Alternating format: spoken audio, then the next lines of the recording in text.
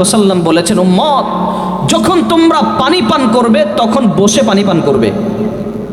দাঁড়িয়ে পানি পান করা এটা শয়তানের খাওয়ার আলামত। শয়তান দাঁড়িয়ে খায়, এজন্য তুমি দাঁড়িয়ে খাবাও না, পানও করবা না। বর্তমান বিজ্ঞান বলে যেই ব্যক্তি দাঁড়িয়ে দাঁড়িয়ে পানি পান করে, খাবার দাবার খায়, ওই ব্যক্তির কিডনি যত দ্রুত সম্ভব নষ্ট হয়ে যায়। বর্তমান বিজ্ঞান বড় গবেষণা করে তারা বের করেছে, দাঁড়িয়ে খাবার দাবার খেলে দ্রুত কিডনি নষ্ট হয়ে যায়, পেটের মধ্যে নানা রকমের সমস্যা দেখা দেয়। আমার রাসূল তো 1400 বছর আগেই বলে গেছেন, উম্মত বসে পানি পান করবে, বসে খাবার খাবে, দাঁড়িয়ে পানি পান করবে না, দাঁড়িয়ে খাবার খাবে না। সুবহানাল্লাহ। আজকের যুবকরা ওই যে প্যান্ট পায়জামা সব কিছুকে ঝুলিয়ে রাখে। রাসূল বলেন, মা আসফালা মিনাল কাবাইনি মিনাল ইজারি ফিন্নার। রাসূলুল্লাহ সাল্লাল্লাহু আলাইহি ওয়াসাল্লাম বলেন, পায়জামা অথবা লুঙ্গি যদি টাকনুর নিচে ঝুলে থাকে তাহলে এটা দোজখে যাবে, দোজখে, জাহান্নামের আগুনে জ্বলবে। বর্তমান বিজ্ঞান এটা রিসার্চ করে বের করলো, যারা সব সময় তাদের এই টাকনুটাকে উপর থেকে ঢেকে রাখে, এই মানুষদের আস্তে আস্তে শরীরের যেই হাড্ডির ধারণ ক্ষমতা, ওই হাড্ডিগুলো আস্তে আস্তে দুর্বল হয়ে পড়ে।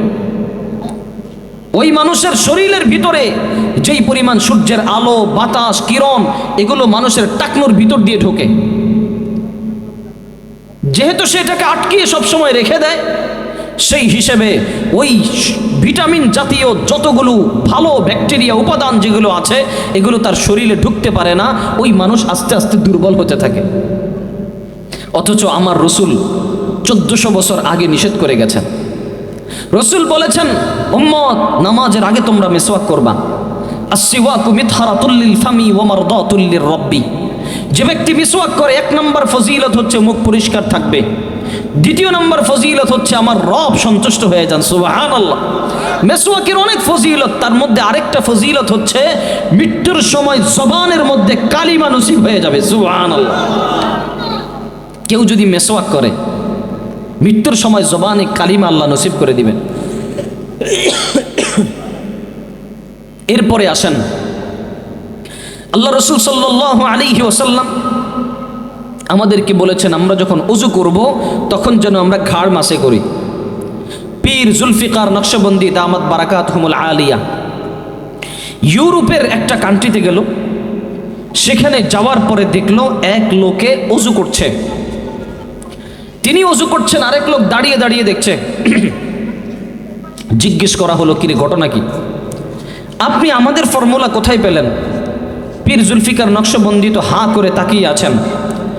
বললেন, আপনাদের ফর্মুলা আবার আসলো কোত্থেকে? আমি তো ওযু করলাম। সে তো আর জানে না। জিজ্ঞেস করলো, ওযুটা আবার কি? এরপরে বললেন, এই তো আমি যেটা করলাম এটাকেই ওযু বলে। তখন ওই ডাক্তার বললেন, আমরা 100 বছর ধরে গবেষণা করে বের করেছি কিভাবে পাগলদেরকে ভালো করা যায়। আমরা 100 বছর ধরে গবেষণা করে আমরা একটা ইনস্টিটিউট কায়েম করেছি, যেটার নাম আমরা দিয়েছি পাগলকে ভালো করার ইনস্টিটিউট। যেমন আমাদের দেশে আছে পাবনা। তো যাই হোক, এর পরবর্তীতে তারা বলল, মানুষের ঘাড়ের পিছনে এখানে অসংখ্য রগ থাকে। কেউ যদি দিনে 4 বার এই ঘাড়ের পিছনের রগের মধ্যে পানি ঢালতে থাকে, আস্তে আস্তে করে, যদি পাগলও থাকে সে আস্তে আস্তে ভালো হয়ে যাবে। সুবহানাল্লাহ। এবং যে পাগল হয় ওই ব্যক্তির পিছনের যে রগগুলো থাকে ওগুলো আস্তে আস্তে শুকিয়ে যায়। পীর জুলফিকার নকশবন্দি বললেন, আরে তোমরা 100 বছর ধরে গবেষণা করে বের করেছ ঘাড়ে পানি দিতে হবে। আমার রাসূল বলে গেছেন, উম্মত যখনই তুমি ওযু করবা তখনই তুমি ঘাড়কে মাসেহ করবা। আরে আমরা তো দিনে 4 বার না, আমরা 5 ওয়াক্ত নামাজে 5 বার আমাদের ঘাড়ের মধ্যে পানি দিই। কথা বলেন ঠিক কি না? এই জন্যই দেখবেন মুসলমানরা সহজে পাগল হয় না। পাগল হয় বেশিরভাগ দেখবেন হিন্দু, বৌদ্ধ, খ্রিস্টান, অন্য জাতিরা। মুসলমানদের মধ্যে পাগল কম। কারণ কি? ওই মুসলমান প্রতিদিন নামাজের আগে ঘাড়ে পানি দেয় আর তার পিছনের রগগুলো সতেজ হয়ে যায়, পাগল হওয়ার কোনো চান্স থাকে না। বলবেন, হুজুর মাজারে গেলে তো পাগলের অভাব হয় না। আরে এগুলো তো আসল পাগল না, এগুলো হলো ভং ধরা পাগল। অনেকে আছে মার্ডার কেসের আসামি, চিন্তা করলো বাঁচা তো দরকার, বাঁচবো কই, একটা কাজ করি, চুল টুল সব কিছু লম্বা করে মাজারে মাজারে থেকে যাই। কথা বলেন ঠিক কিনা? এগুলো ভণ্ড, এগুলো তো আসলে পাগল না। আমি নিজামুদ্দিন আউলিয়া রহমতুল্লাহি আলাইহির মাজারে গেলাম, ওখানেও দেখলাম আরে পাগলের অভাব নাই। ওই পাগল দেখতে দেখতে খেয়াল করলাম যে মুসলমান পাগল কয়টা আর হিন্দু পাগল কয়টা। দেখলাম বেশিরভাগই হিন্দু, মুসলমান যে দুই একটা আছে দেখলাম এগুলো আসলে ভং ধরা পাগল, বাস্তবে পাগল না।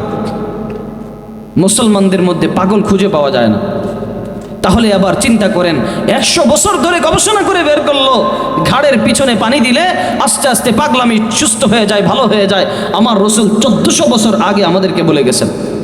এভাবে যদি রসুলের জ্ঞানের কথা বলতে যাই, উম্মত সারা রাত শেষ হয়ে যাবে, তারপরও রসুলের জ্ঞানের কথা শেষ হবে না।